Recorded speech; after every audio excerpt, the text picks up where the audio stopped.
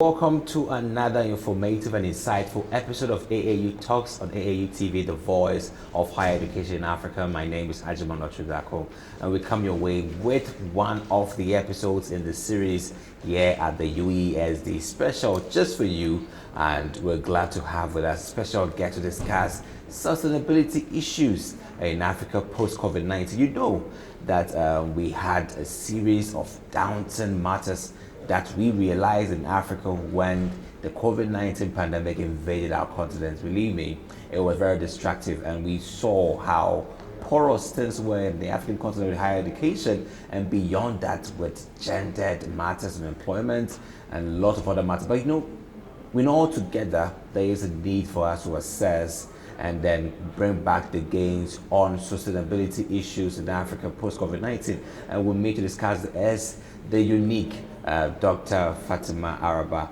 and she is a lecturer at the University of Sustainable Development. So I wouldn't want to spill the beans about her, but let's go for a short break. When we come back, I'll let you know who she is, and as usual, to discussion. Stay with us.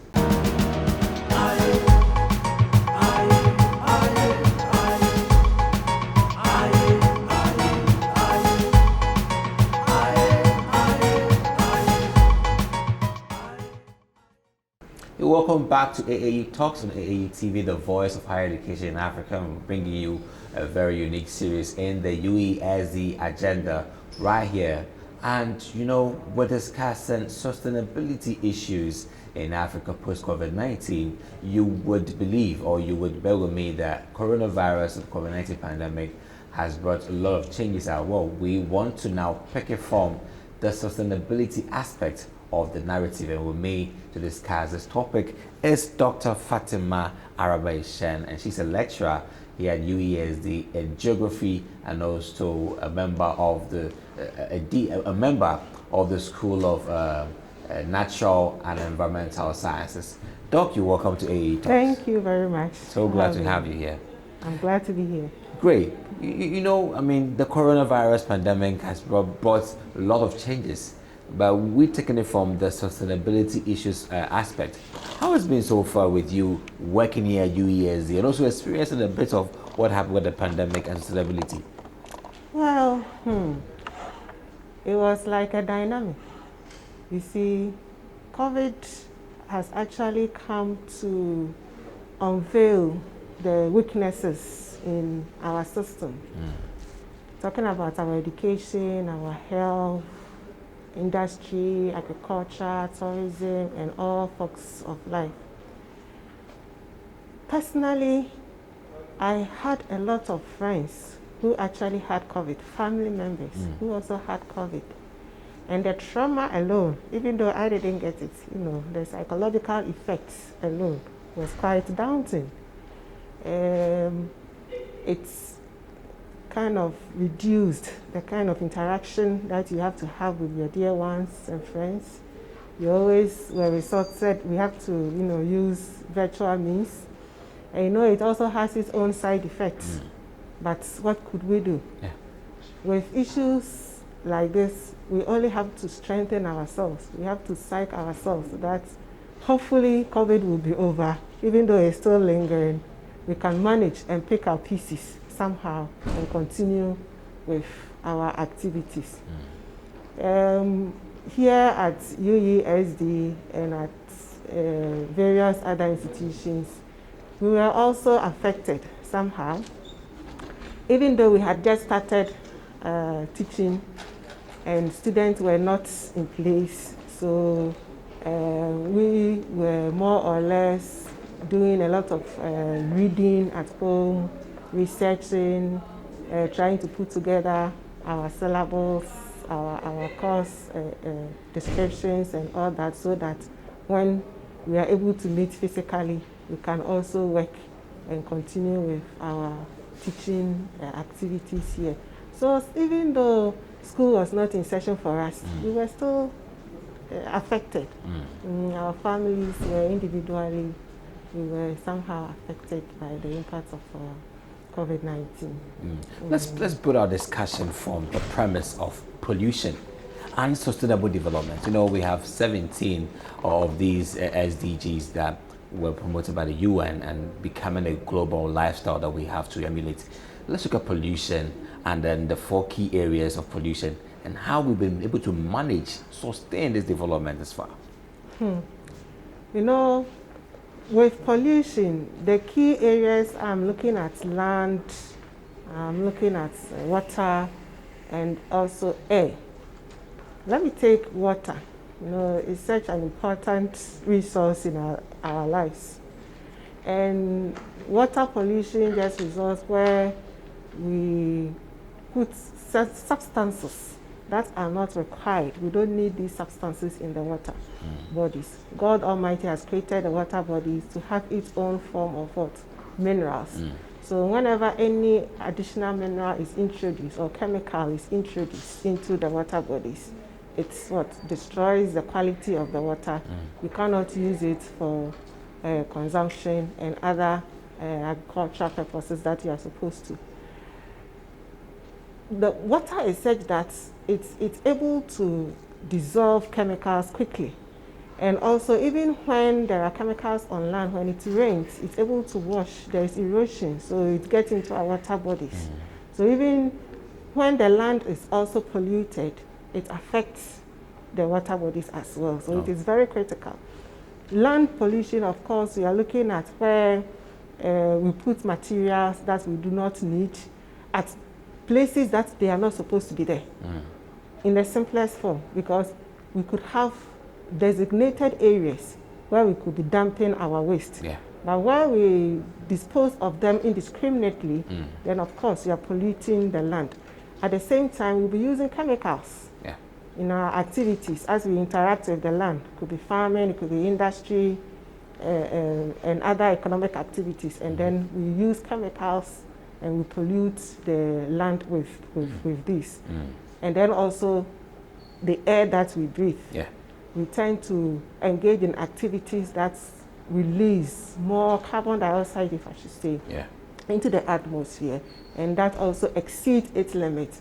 And it becomes toxic for us to breathe.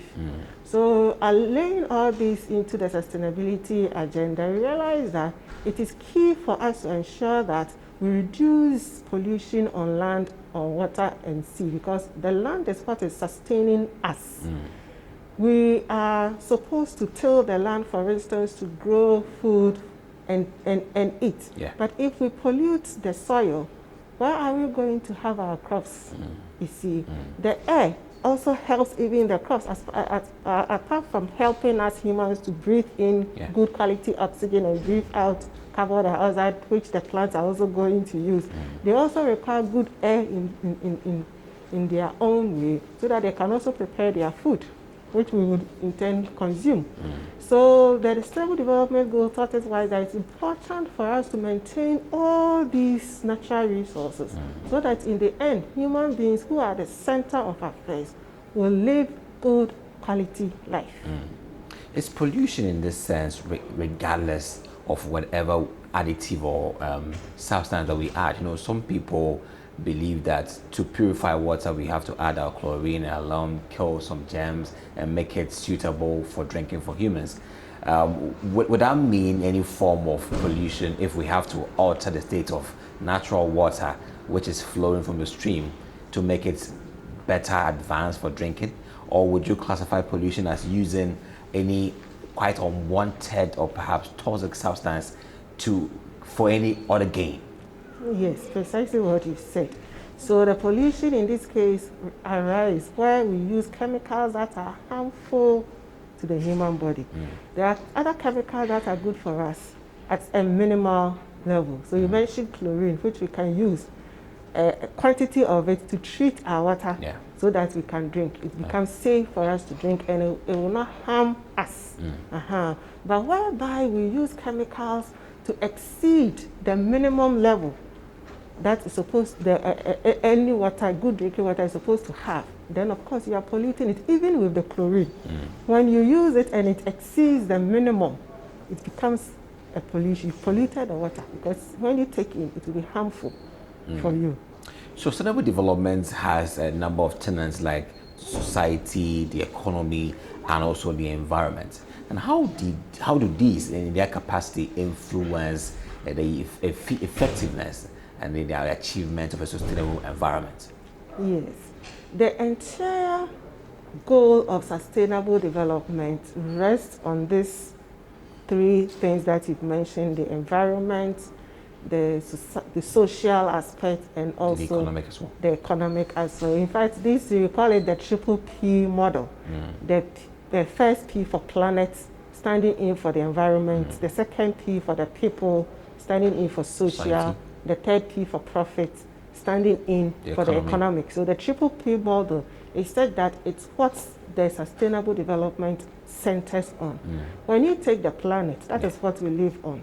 So what the Sustainable Development Goal is trying to tell us is that we have to relate with our environment in such a way that we do not exceed its capacity to operate for us, so that as we interact with the environment, we are able to take care of the natural resources on which our lives depend today, so that future generations can also meet either the same or even better resources for them to also use to sustain their lives in future.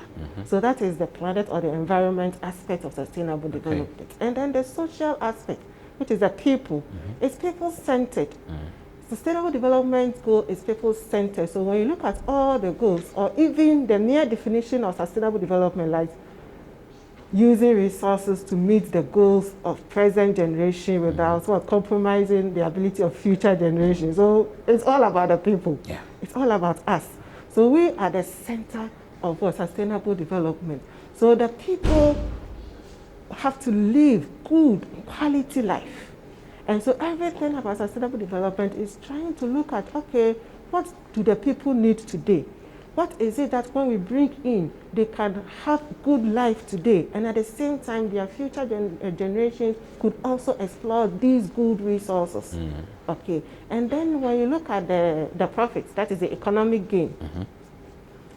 As we interact with our environment, we are supposed to make some kind of ends meet, make money, because resources are not free. Yes, you have to buy land, you have to till the land. When you get your crops, you have to sell, make money, buy other things, because we humans need a lot of things. We don't just need water and land. We need other things to make our lives more comfortable. So as we interact with the environment, the kind of economic activities that we engage in should be such that it does not compromise the ability of the environment and the people themselves to sustain their livelihoods today and also for future.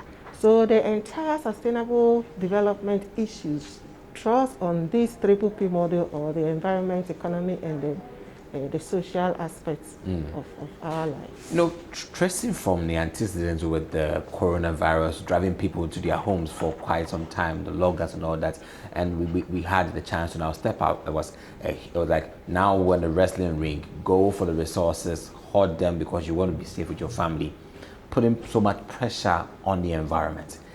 Doesn't it seem to be like a wild goose chase trying to ensure sustainability of our environment with this condition where everybody wants a handful for themselves and their family, putting us against imminent pandemics?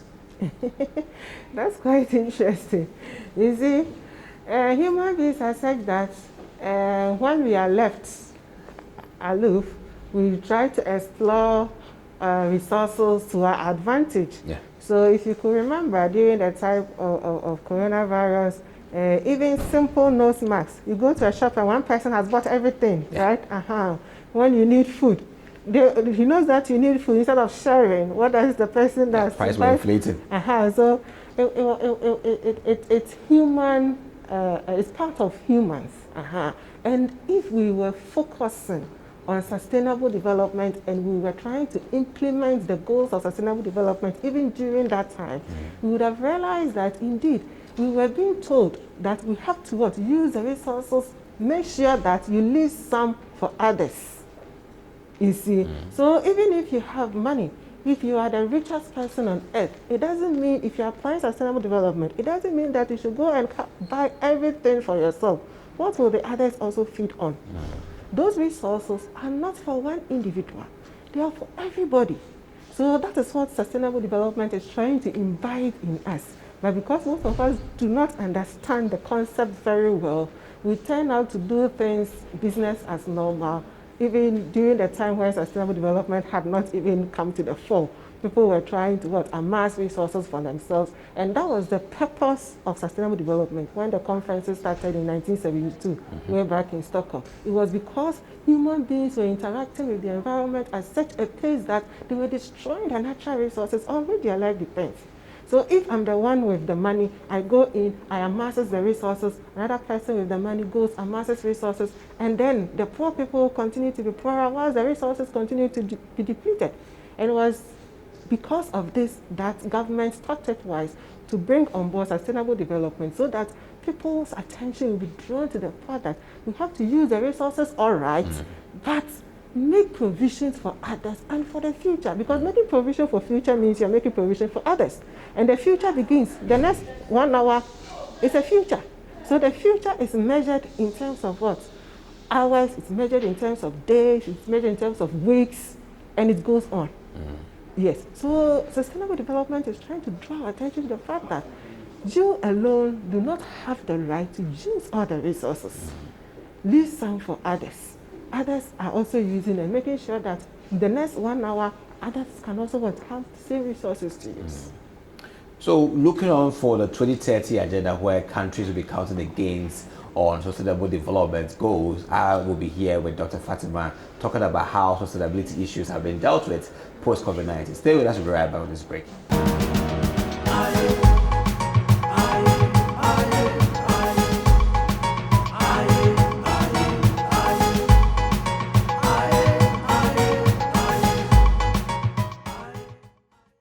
Welcome back to AAU Talk on AAU TV. My name is Ajiman Ochudakwa. I'm joined here by Dr. Fatima Araba Eshun, and we're talking about sustainability issues post-COVID-19 in Africa.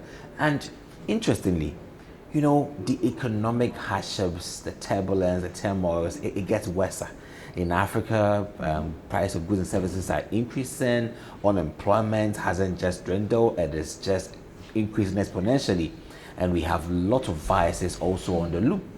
And we ask ourselves, does that give us a viable ground to look towards sustainability of the environment, or looking at the SDGs as our benchmarks? The conditions are just, they're just not helping. How are we looking at this economically and sustainability? You see, it is even this time, it's in this time that we need the sustainable development goal. We need it now even more than ever. The indicators are not friendly. You see, it's because we do not understand them very well. If we really understand these issues, we realize that when we are talking about economic sustainability, we are saying that interact with the environment, get the resources that are necessary, but make sure that you do not exceed the carrying capacity of the environment.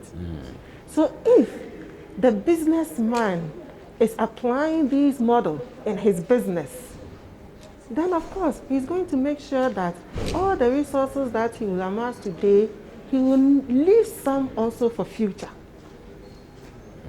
You see. Yeah. And then also, you spoke about the its link with the environment. Yeah. I mentioned earlier on, as far as sustainable development is concerned, it is the environment that pushed it, the sustainability of the environment that pushed members to what? To draw or get all of these 17 goals.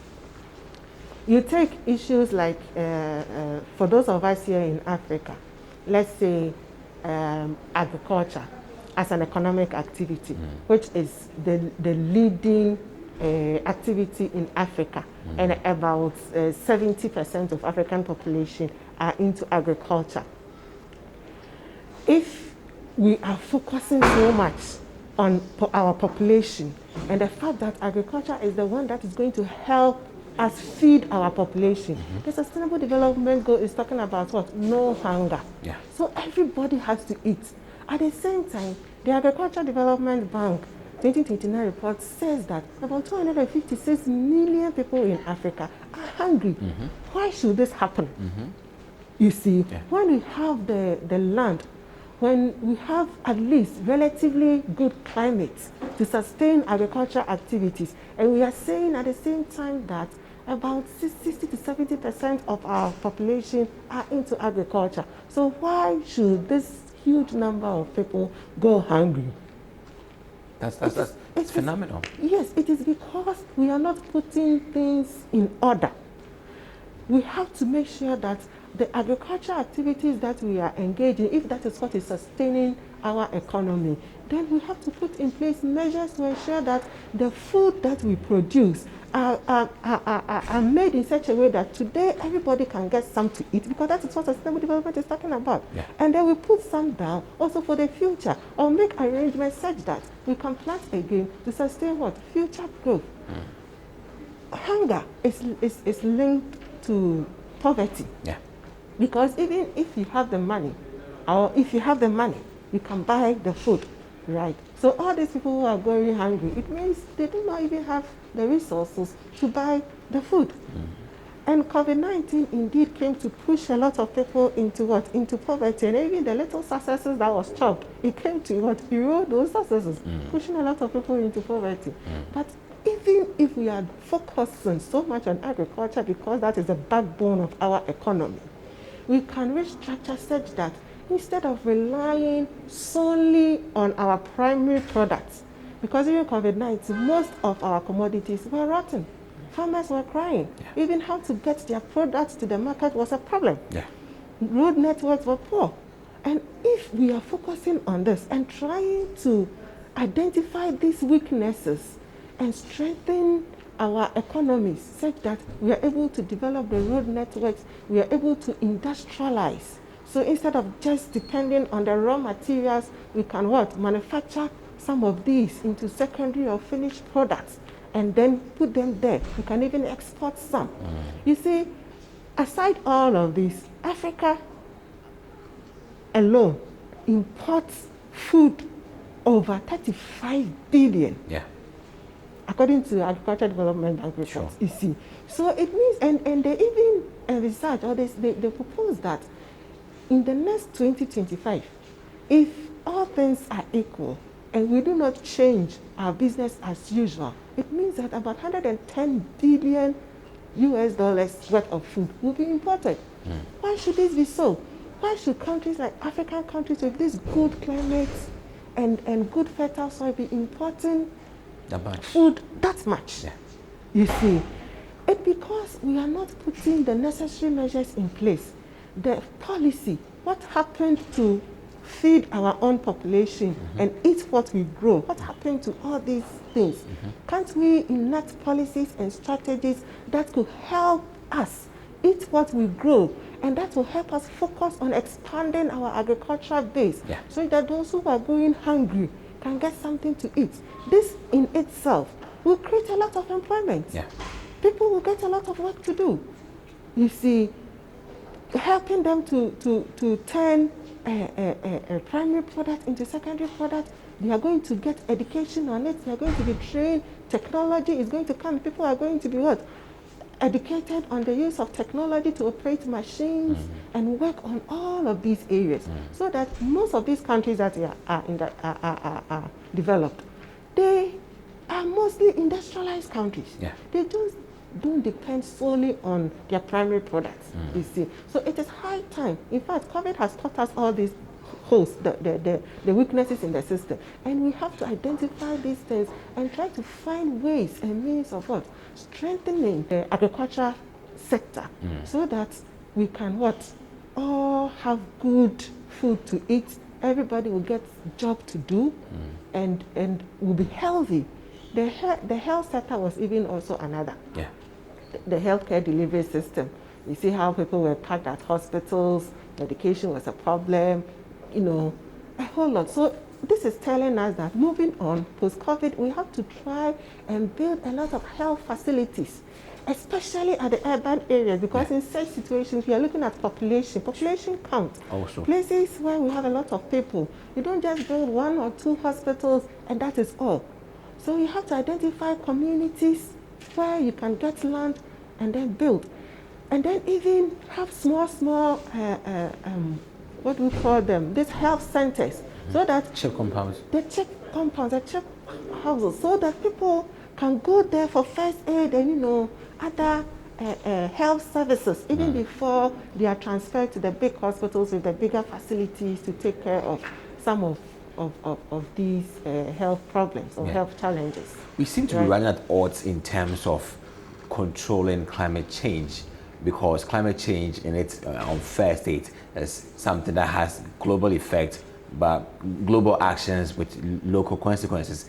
Ghana's, or let's say Africa's industrial strength compared to the Western world is no way to match. So we at this point are perhaps going through a tough time controlling the metrics for climate change, whilst the mega industrial countries are out there producing in their own capacity affecting climate change.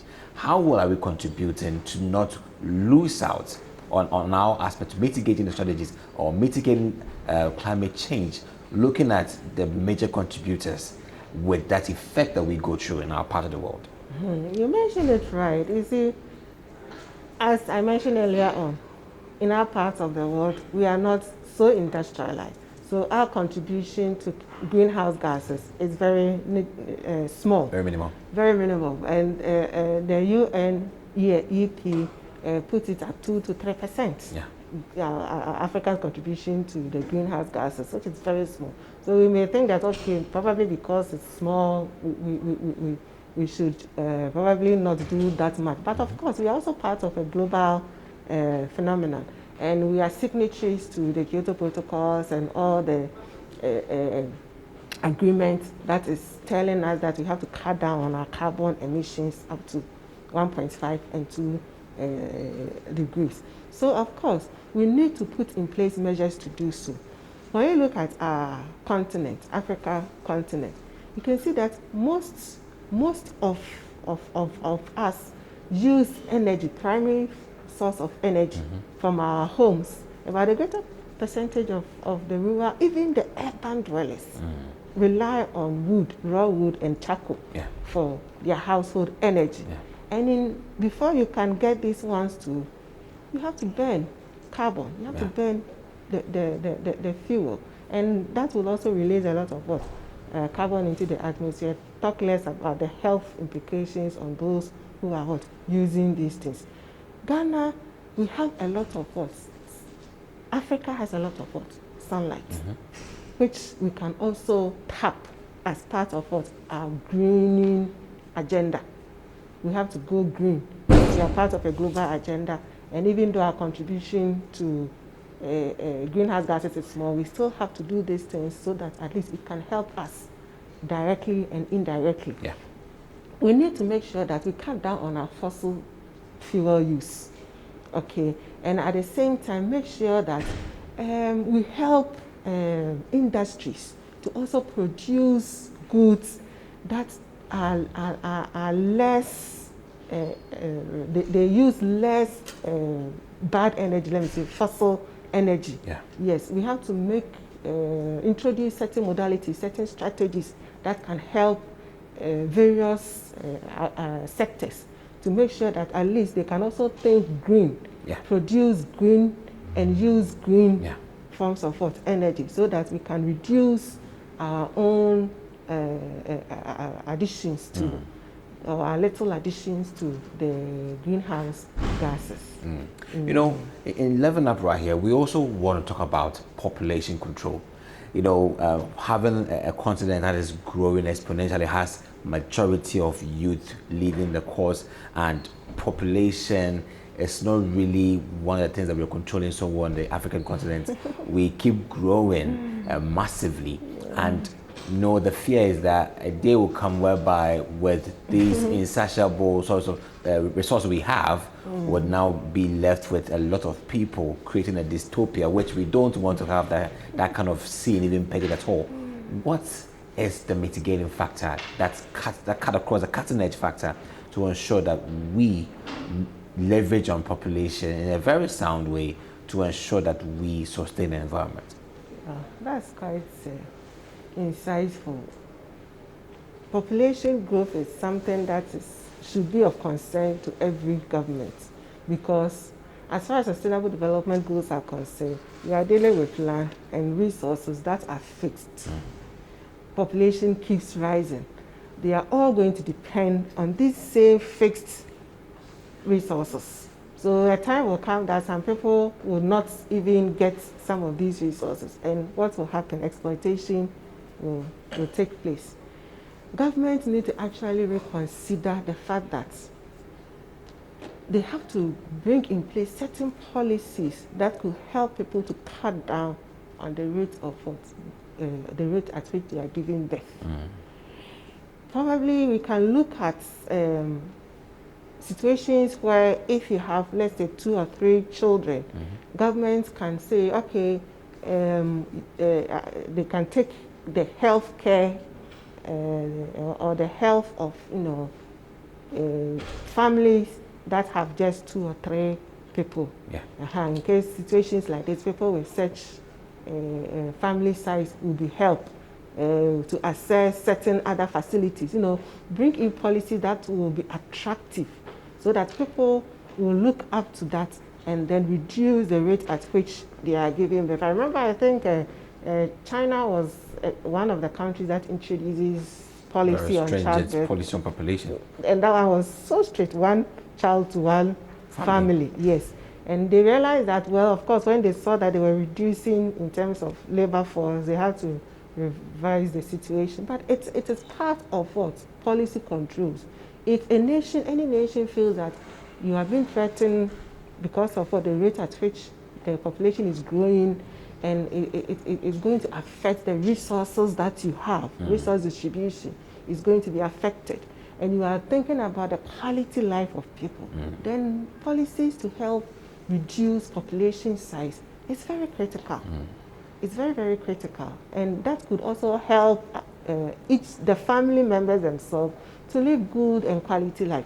It will help the economy, because there will be little pressure on economic resources, little pressure on natural resources, little pressure on other environmental resources.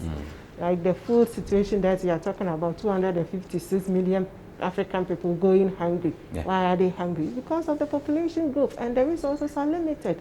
So the size of land that a family member is able to tilt cannot even suffice them.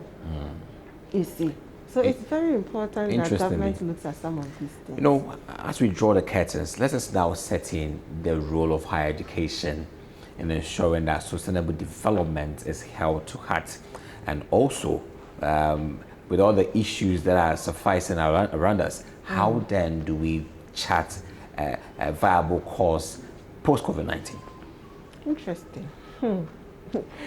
Higher education. Our role, like you mentioned, is education.